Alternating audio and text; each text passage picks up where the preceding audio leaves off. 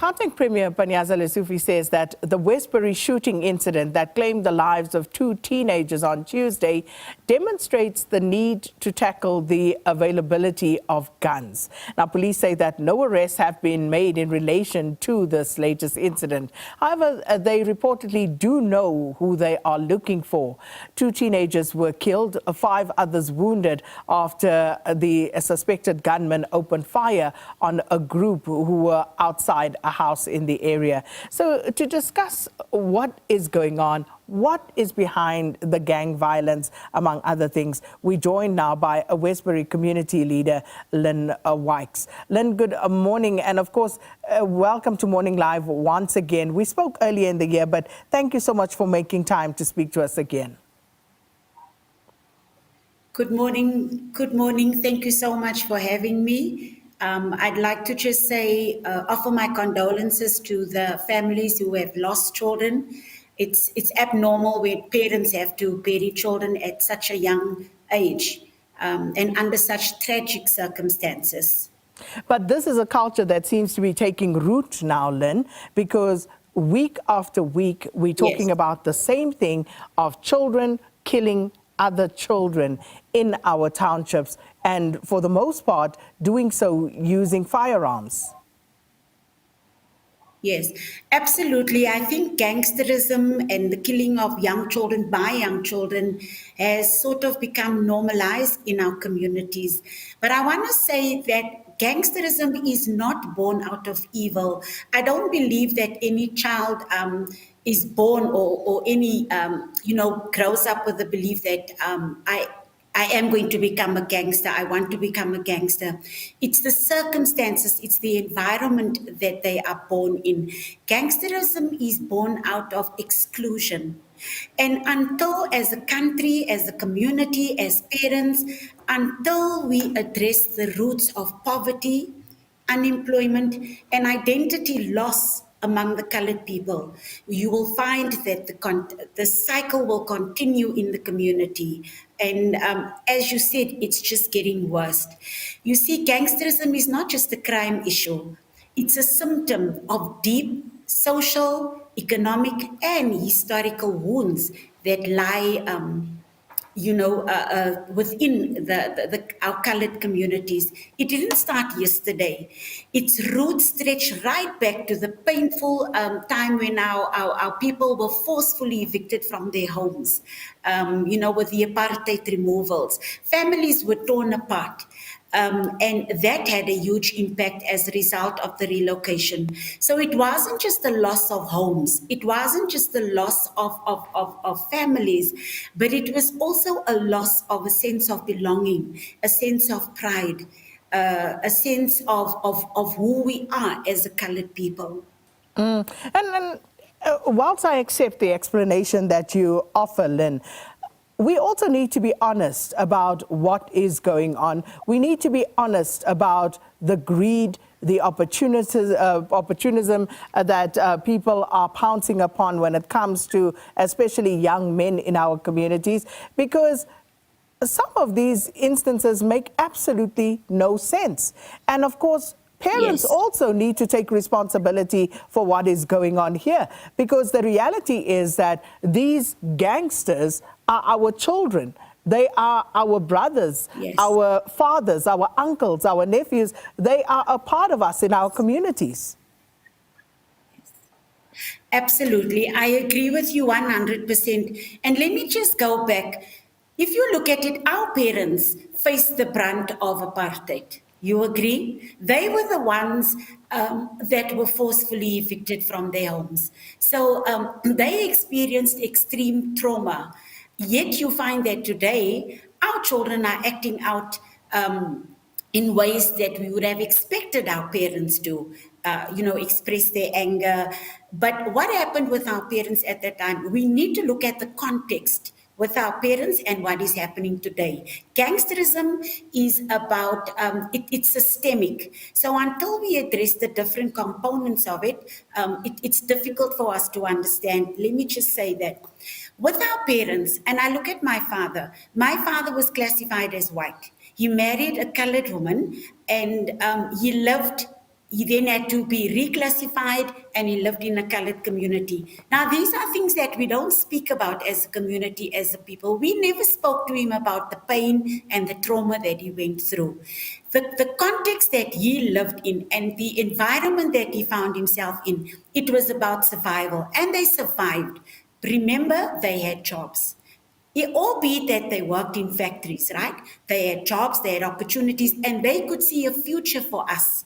And they built all their dreams into ensuring that we would come out better. So that is what happened there. If you look at our communities today, there's no job opportunities for our children. Opportunities are so few. So it's easy for our children to get involved in drugs.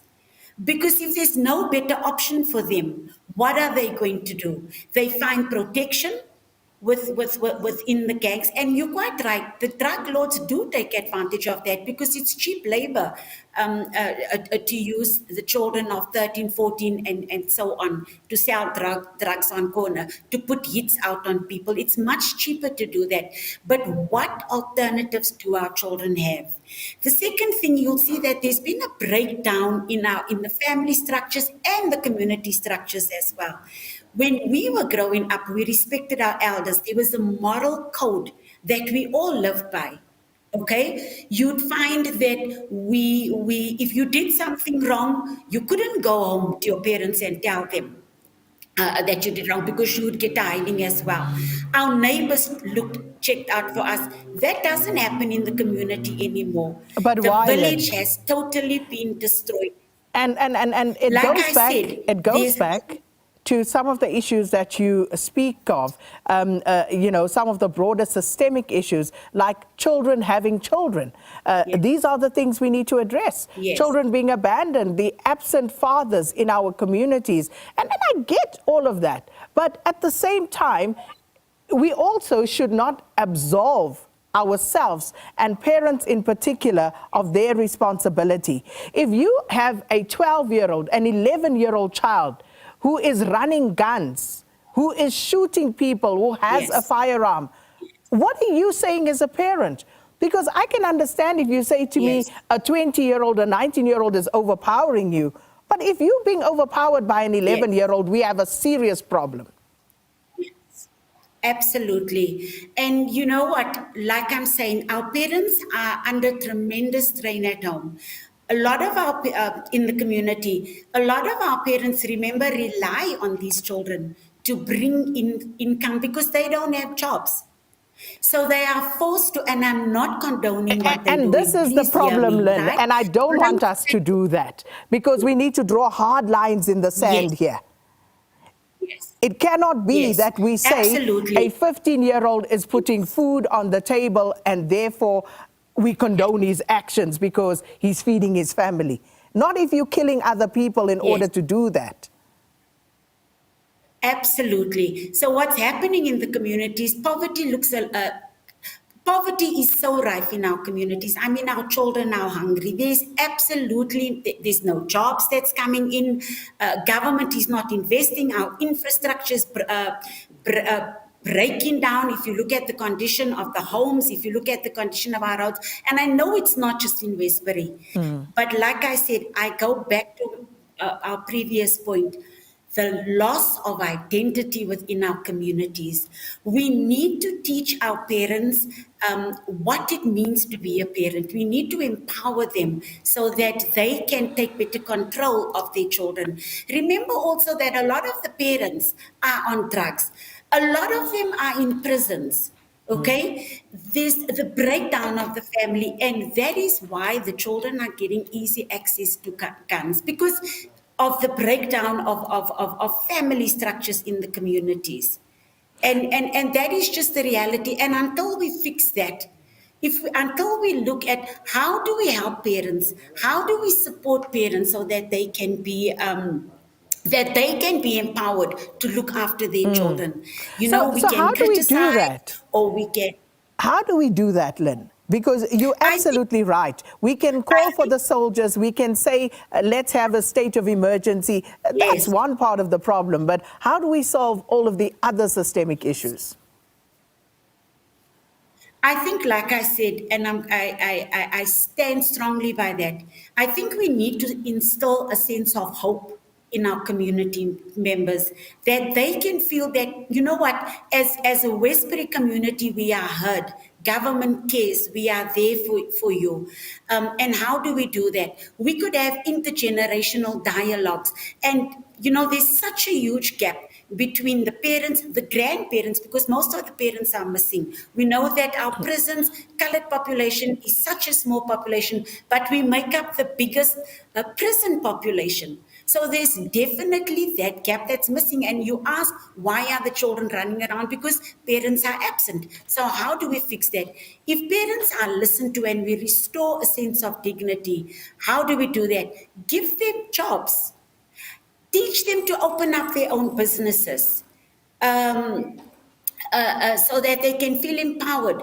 Restore the dignity of men where they are bringing in a paycheck and able to take care of their families. You know, when I hear 5-year-olds saying that they want to become a gangster, when that is their highest ambition, to become a gangster, that's an indictment on our society, on how we treat young children.